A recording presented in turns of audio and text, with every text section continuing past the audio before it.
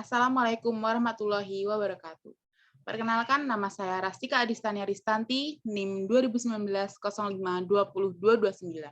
Di sini saya akan memaparkan sebuah penjelasan LPSE Pemerintah Kabupaten Tangerang tahun 2022.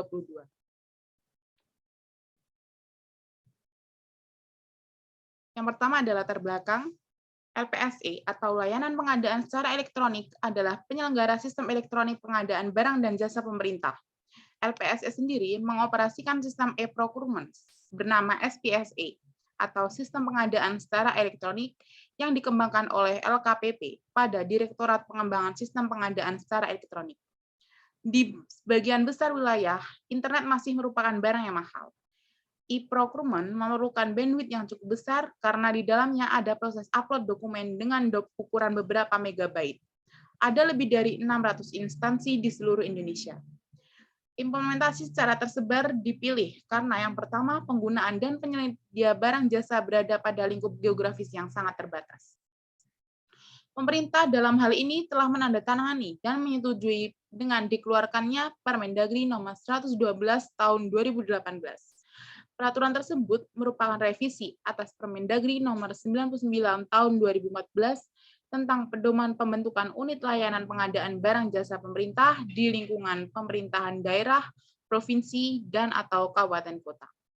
Dalam revisi ini, pemerintah juga mengambil beberapa terobosan agar pengadaan barang dan jasa bisa lebih cepat dengan akan bertransformasinya ULP menjadi UKPBJ, sebuah unit organisasi yang bersifat permanen yang diantaranya memiliki peran untuk melakukan pembinaan, pemilihan penyedia, dan pengelolaan sistem informasi. Dengan terintegrasinya LPSE ke dalam UKPBJ atau bagian pengadaan barang jasa, diharapkan dapat lebih meningkatkan layanan pengadaan.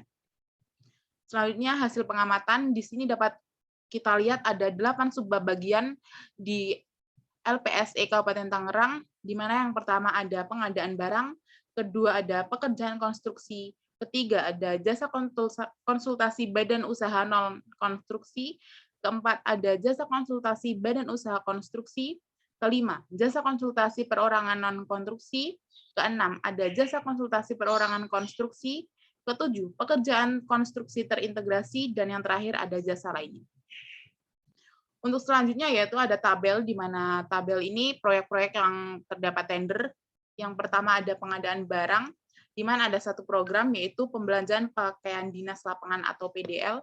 Kedua, pada pekerjaan konstruksi ada 5 program, peningkatan trotoar, pembangunan saluran di Jalan Utama Ciledug, pembangunan saluran di Kelurahan Keroncong, pembangunan saluran di Kelurahan Cibodas Baru, dan yang kelima pembangunan saluran di Kelurahan Gebeng Raya. Kemudian di jasa lainnya ada satu program, yaitu sewa alat berat.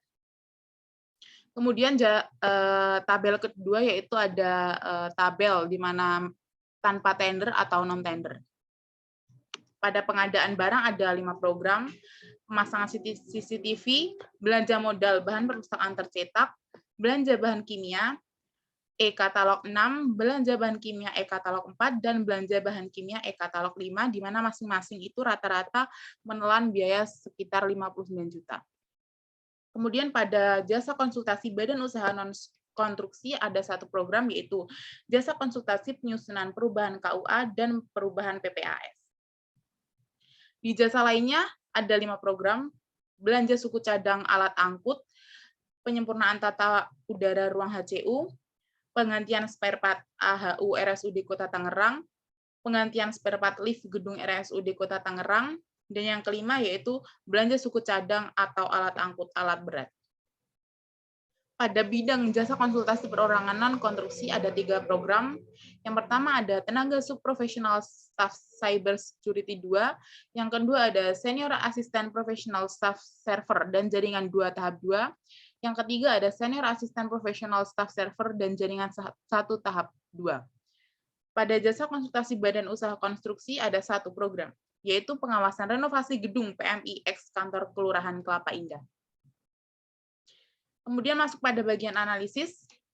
Layanan pengadaan elektronik merupakan kewajiban pemerintah Kabupaten Tangerang untuk mempertanggungjawabkan kinerja pada tahun sebelumnya dengan kinerja sebelum mengajukan anggaran pada tahun berikutnya dan memastikan bahwa setiap pengajuan anggaran mengacu pada kegiatan-kegiatan yang tidak hanya menghasilkan output, tetapi juga menghasilkan outcome yang relevan dan dapat diukur dengan upaya pencapaian sasaran Kabupaten Tangerang. LPSM menjadi instrumen manajemen kinerja untuk melakukan monitoring dan evaluasi penilaian kinerja perangkat daerah dan/atau individu, pemberian reward atau punishment, serta mendorong pemanfaatan hasil evaluasi untuk kepentingan perbaikan akuntabilitas kinerja secara berkelanjutan. Kemudian di sini dapat kita lihat persentase, di mana 85,9% sudah dilaksanakan, sedangkan 14,1% belum terlaksanakan. Artinya dari 8 pengadaan Kabupaten Tangerang tersebut, 85,9 atau sekitar 79 tender sudah selesai dilaksanakan dan 14,1 atau 13 tender belum selesai dilaksanakan. Kemudian terakhir yaitu kesimpulan, LPSE mengoptimalkan pemanfaatan teknologi informasi guna menciptakan efisiensi dan efektivitas kerja. Tujuan pelaporan kinerja melalui LPSE yaitu memberikan informasi kinerja yang terukur kepada masyarakat atas kinerja yang telah dicapai dan seharusnya dicapai, serta yang belum dicapai untuk melakukan upaya berkesinambungan bagi peningkatan kinerja ke depannya. Salah satu dasar penerapan manajemen kinerja adalah pengukuran kinerja untuk menjamin adanya peningkatan pelayanan publik dan peningkatan akuntabilitas. Pemerintah Kabupaten Tangerang mempertanggungjawabkan kinerja pada tahun sebelumnya dengan kinerja sebelum mengajukan anggaran pada tahun berikutnya dan memastikan bahwa setiap pengajuan anggaran mengacu pada kegiatan-kegiatan yang tidak hanya menghasilkan output, tetapi juga menghasilkan outcome yang relevan dan dapat diukur. LPSE menjadi instrumen manajemen kinerja untuk melakukan monitoring dan evaluasi penilaian kinerja perangkat daerah dan individu, pemberian reward atau punishment, serta mendorong pemanfaatan hasil evaluasi untuk kepentingan perbaikan akuntabilitas kinerja secara berkelanjutan. Sekian presentasi dari saya, apabila ada kurang lebihnya saya mohon maaf. Akhirnya, wassalamualaikum warahmatullahi wabarakatuh. Oke.